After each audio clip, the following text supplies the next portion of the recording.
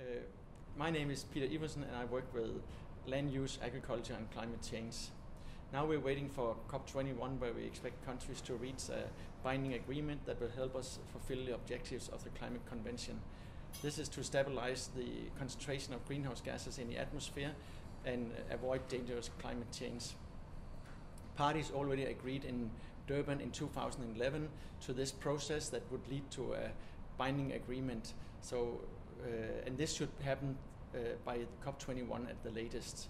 So the expectations is that we will have an agreement that will include something on mitigation of climate change, but also something on adaptation of climate change and of the financing of these actions.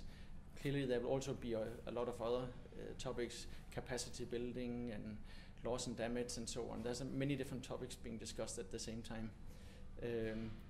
I think we can say what we have seen from parties until now is that the level of ambition before COP21 is not enough. So we all hope that when they meet there, that the level of ambition can go up a little bit.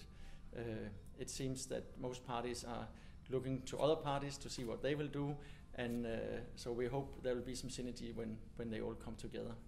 Agriculture play an important role in this because both agriculture emissions are relevant, but also in terms of adaptation. Agriculture will be impacted and are already impacted by climate change, and